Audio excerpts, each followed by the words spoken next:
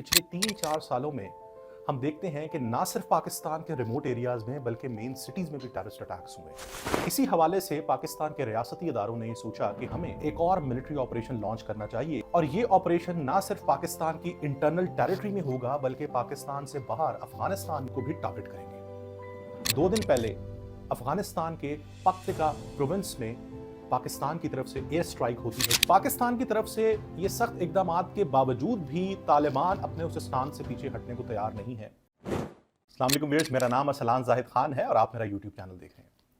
नाजरीन, पाकिस्तान में दहशतगर्दी के बढ़ते हुए वाकयात, पाकिस्तान की सिक्योरिटी सिचुएशन इस टाइम बहुत बड़ा कंसर्न है पूरे मुल्क के लिए। हमने कुछ दिन पहले देखा साउथ वजीरिस्तान में एक हमला होता है जिसमें हमारे 16 फौजी जवान शहीद होते हैं। उससे पहले कुरम के अंदर एक सेक्टेरियन वायलेंस खड़ी होती है, शिया सुन्नी फसाद खड़ा होता है जिसमें 100 से ज्यादा लोग मारे जाते हैं। और इस शिया सुन्नी कॉन्फ्लिक्ट को इंस्टिगेट करने में, बढ़ावा देने में तहरीक तालिबान पाकिस्तान का एक बुनियादी किरदार रहा है। और ना सिर्फ ये 2 हमले, इससे पहले भी पिछले 3-4 सालों में हम देखते हैं कि ना सिर्फ पाकिस्तान के रिमोट एरियाज में बल्कि मेन सिटीज में भी टेररिस्ट अटैक्स हुए हैं। इसी हवाले से पाकिस्तान के रियासती इदारों ने यह सोचा कि हमें एक और मिलिट्री ऑपरेशन लॉन्च करना चाहिए इस्तेहकाम पाकिस्तान के नाम से।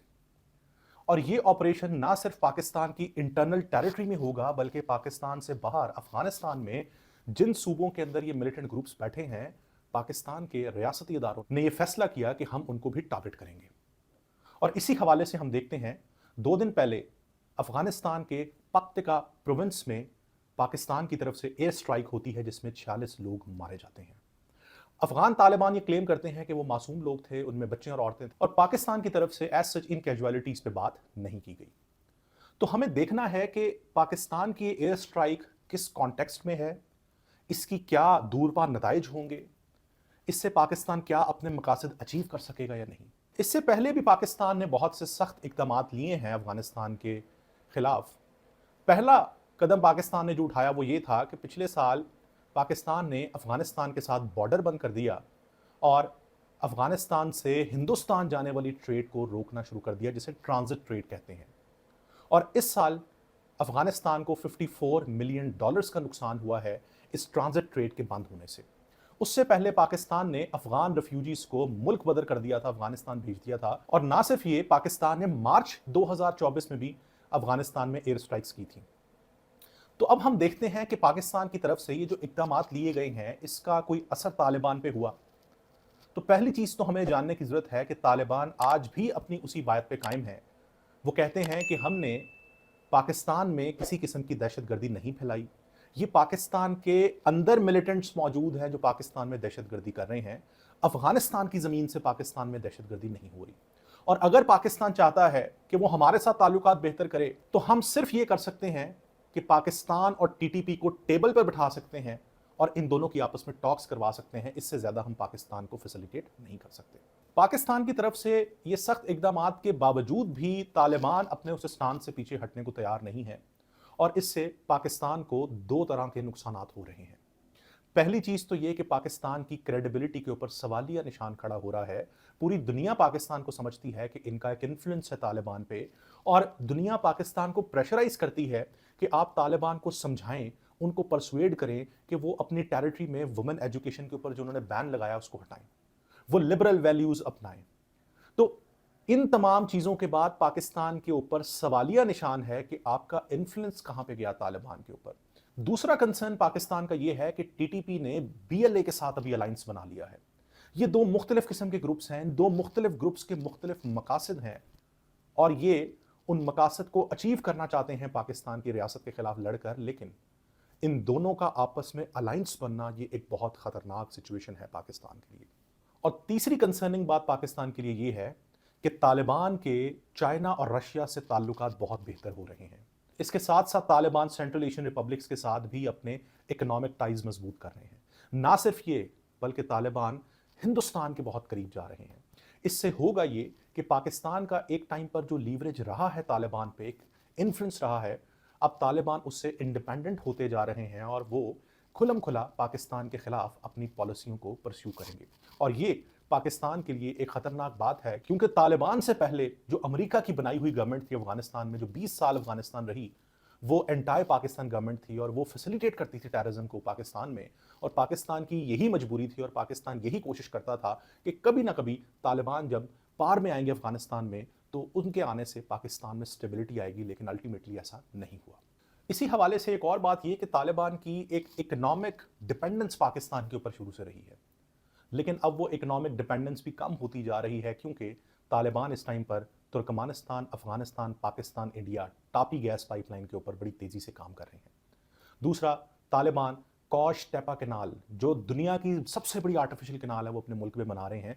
इस कैनाल के बनाने का मकसद है कि तालिबान इस कैनाल को बनाकर अपनी हाइड्रो इलेक्ट्रिक बिजली पैदा करेंगे और उससे अपने इंडस्ट्रियल सेक्टर्स लगाएंगे और इकोनॉमिकली अपने पाँव पे खड़े होंगे, जो एक टाइम पर वो पाकिस्तान के ऊपर किसी ना किसी हद तक डिपेंडेंट रहे हैं। इसमें कोई शक नहीं कि पाकिस्तान खुद एक इकोनॉमिकली डेवलपिंग कंट्री है, लेकिन जो इनफॉर्मल ट्रेड रही है दोनों ममालिक के अंदर, वो एक बहुत बड़ा रोल प्ले करती रही है अफगानिस्तान की इकोनॉमिक प्रॉस्पेरिटी में।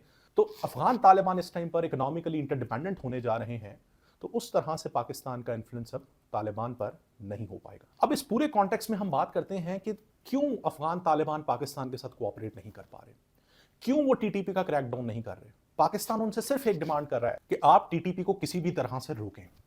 इसके पीछे तीन बड़ी वजूहात हैं। पहली वजह ये कि तहरीक तालिबान पाकिस्तान और अफगान तालिबान का एक हिस्टोरिक और नेचुरल अलायंस है। दोनों ग्रुप्स इस्लामिक शरिया की स्ट्रिक्ट इंटरप्रिटेशन को इंप्लीमेंट करते हैं। जो इस्लामिक आइडियोलॉजी अफगान तालिबान की है, वही आइडियोलॉजी टीटीपी की है। तो ये आइडियोलॉजिकल अलायंस, ये सबसे बड़ी रीजन है कि तालिबान उनका क्रैकडाउन नहीं करते। दूसरा पॉइंट है स्ट्रेटेजिक डेप्थ। अफगान तालिबान पाकिस्तान के एक्स फाटा रीजन में अपना इन्फ्लुएंस कायम करना चाहते हैं, और वो इन्फ्लुएंस सिर्फ टीटीपी के थ्रू कायम हो सकता है। जिस तरह की टीटीपी इस टाइम पर कार्रवाइयां कर रही है एक्स फाटा रीजन में, अफगान तालिबान इसी के थ्रू पाकिस्तान के ऊपर एक प्रेशर बिल्ड करना चाहते हैं और पाकिस्तान से कंसेशंस लेना चाहते हैं। और वो कंसेशंस किस किस्म की होंगी? पहली कंसेशन तो ये कि आप हमें रिकॉग्नाइज करें as a legitimate political actors in Afghanistan. दूसरा, आप हमारे साथ हमारी टर्म्स एंड कंडीशंस पे ट्रेड एग्रीमेंट्स करें। तीसरा, दूरंद लाइन पे जो शुरू से पाकिस्तान और अफगानिस्तान के क्रॉस बॉर्डर डिस्प्यूट्स रहे हैं, उनमें तालिबान अपनी टर्म्स एंड कंडीशंस में पाकिस्तान के साथ एक इंटरनेशनल एग्रीमेंट साइन करना चाहते हैं। और इन सब के लिए वो टीटीपी को एज अ टूल इस्तेमाल करते हैं कि पाकिस्तान से जब कभी कंसेशन लेनी पड़ी तो हम टीटीपी के इन टेररिस्ट एक्टिविटीज के थ्रू पाकिस्तान पे प्रेशर डाल के लेंगे। और तीसरी रीजन है इंटरनल पॉलिटिकल कॉन्स्ट्रेंट्स। तालिबान अगर आज टीटीपी का क्रैकडाउन करते हैं तो तालिबान के अंदर खुद डिवीजन्स हो जाएंगी। तालिबान के बहुत से ग्रुप्स जिनका बड़ा क्लोज अलायंस है टीटीपी के साथ, वो तालिबान से अलग हो जाएंगे। और तालिबान को इस टाइम पर बहुत सेवियर किस्म के क्राइसिस हैं, और उनमें से एक क्राइसिस टेररिज्म है। आईएस खुरासान, जिसे दाइश कहते हैं, वो अफगानिस्तान के अंदर बहुत तेजी से अपना इन्फ्लुएंस कायम कर रही है और तालिबान के रजीम को चैलेंज कर रही है। और इसके लिए ज़रूरी है कि तालिबान आपस में यूनाइट होकर इस्लामिक स्टेट ऑफ खुरासान का मुकाबला कर सकें। और वो ये अफोर्ड नहीं कर सकते कि उन्हीं में से कुछ ग्रुप्स अलग हो जाएं सिर्फ टीटीपी के मसले पे, कि अगर वो टीटीपी का क्रैकडाउन करते हैं। तो सवाल ये है कि पाकिस्तान को क्या करने की ज़रूरत है। अगर तो पाकिस्तान को ये ऑप्शन दिया जाए कि आप टीटीपी के साथ बैठें, तो ये एक वायबल ऑप्शन नहीं है। पाकिस्तान की रियासत पहले भी 2-3 दफ़ा टीटीपी के साथ बैठ चुकी है, उससे मामलात हल नहीं हुए, बल्कि उस ग्रुप को मजीद कॉन्फिडेंस मिला है कि हम तो पाकिस्तान की रियासत को घुटने टेकने पे मजबूर कर सकते हैं। तो हमें अब नए एवेन्यूज तलाश करने होंगे जिससे हम अफगानिस्तान की गवर्नमेंट को ऑन बोर्ड ले सकते हैं। सबसे पहले तो ये कि हमें चाइना और रशिया को ऑन बोर्ड लेकर अफगान तालिबान को प्रेशराइज करना चाहिए कि वो पाकिस्तान के साथ इस मसले पे कोऑपरेट करें। और उसके लिए एससीओ का फोरम एक वायबल फोरम है, और शंघाई कोऑपरेशन ऑर्गेनाइजेशन में एक तंजीम है जिसे कहते हैं rats, regional anti terrorism structure. उसका काम ही ये है कि टेररिज्म और एक्सट्रीमिज्म को काउंटर करना। तो इस फोरम से रशिया और चाइना को ऑन बोर्ड लेकर पाकिस्तान तालिबान के ऊपर एक प्रेशर क्रिएट कर सकता है। दूसरा, पाकिस्तान को जो इंटरनली इश्यूज का सामना है, बलूचिस्तान लिबरेशन आर्मी और केपीके के अंदर जो रेजिस्टेंस नजर आ रही है पाकिस्तान के रियासती इदारों को, इसका हल ये है कि इन ग्रुप्स के साथ बैठकर इंक्लूसिव पॉलिसीज बनाई जाएं, और इसी इंक्लूसिव सिस्टम के थ्रू केपी और बलूचिस्तान के अंदर जो रेजिस्टेंट ग्रुप्स हैं उनके साथ बैठकर चीज़ें बेहतर की जाएं, ताकि जो इंटरनल इंस्टेबिलिटी है, जो इंटरनल वो मिलिटेंट ग्रुप्स जो टीटीपी से मदद लेकर आपके खिलाफ लड़े हैं, एटलीस्ट आप उनको पैसिफाई कर सकें। तो इस सिलसिले में एक पॉलिटिकल डायलॉग होना इन दो सूबों के अंदर बहुत जरूरी है ताकि इस कॉन्फ्लिक्ट की इंटेंसिटी को कम किया जा सके। तीसरा यह कि अफगानिस्तान की गवर्नमेंट के साथ हमें दोबारा से इकोनॉमिक डिप्लोमेसी स्टार्ट करने की जरूरत है, ट्रेड रूट्स खोलने की जरूरत है, जो माशी पाबंदियां पाकिस्तान लगा रहा है उनको कम करने की जरूरत है, एक दूसरे के ऊपर इकोनॉमिक इंटरडिपेंडेंस क्रिएट करने की जरूरत है। एक वक्त ऐसा आ सकता है कि दोनों मुल्क एक दूसरे की मजबूरी बन जाएं, और जब आप एक दूसरे की मजबूरी बन जाते हैं फिर आप खुद इंटेंशनली आपस में नहीं लड़ते, एक दूसरे की स्टेबिलिटी आपकी मजबूरी बन जाती है। जैसे इंडिया और चाइना, इनकी आपस में राइवलरी है, लेकिन ये दो मुल्क आपस में लड़ते इस वजह से नहीं है क्योंकि इनकी सालाना $100 बिलियन से ज्यादा ट्रेड है। दोनों मुल्क ये समझते हैं कि अगर हम दोनों आपस में लड़े तो हम दोनों माशी तौर पर नुकसान उठाएंगे। यही फॉर्मूला अप्लाई होना चाहिए पाकिस्तान के केस में कि दोनों मुल्कों को एटलीस्ट इकोनॉमिक डिप्लोमेसी स्टार्ट करनी चाहिए, कॉन्फिडेंस बिल्डिंग मेजर्स लेने चाहिए ताकि दोनों रियासतें एक दूसरे के करीब आ सकें। और आखिर में ये कि आज दुनिया के अंदर एक कॉन्सेप्ट इमर्ज हो रहा है, उसे पब्लिक डिप्लोमेसी कहते हैं, कि आप दूसरे मुल्क के लोगों पे खर्च करें, उन पे इन्वेस्ट करें। आप अपने बॉर्डर एरियाज के अंदर जो अफगान नेशनल्स बसते हैं उनके लिए एजुकेशनल अपॉर्चुनिटीज क्रिएट करें, उनके लिए हेल्थ फैसिलिटीज वहां पर लॉन्च करें, उन लोगों के अंदर एक सॉफ्ट इमेज क्रिएट करने की कोशिश करें। आज पूरी दुनिया में जहां कॉन्फ्लिक्ट्स हो रहे हैं वहां पर रियासतें एक दूसरे के मुल्कों के लोगों के ऊपर इन्वेस्ट कर रही हैं। The concept of public diplomacy, तो ये एक कॉन्फिडेंस बिल्डिंग मेजर का बहुत बेहतर टूल है जिससे चीजें बेहतर हो सकती हैं। तो आप इस पूरी वीडियो को सुनने के बाद क्या समझते हैं? क्या पाकिस्तान और अफगानिस्तान के दरमियान टीटीपी को लेकर जो टसल है इसका कोई शॉर्ट रन में सोल्यूशन है, या दोनों मुल्क इसी तरह आपस में एक दूसरे के साथ उलझते रहेंगे और पाकिस्तान की सिक्योरिटी सिचुएशन कंप्रोमाइज रहेगी? कमेंट्स में अपना फीडबैक जरूर दीजिएगा। मैं नेक्स्ट वीडियो में एक नए करंट इशू के साथ आपके सामने हाजिर हूंगा। बहुत शुक्रिया।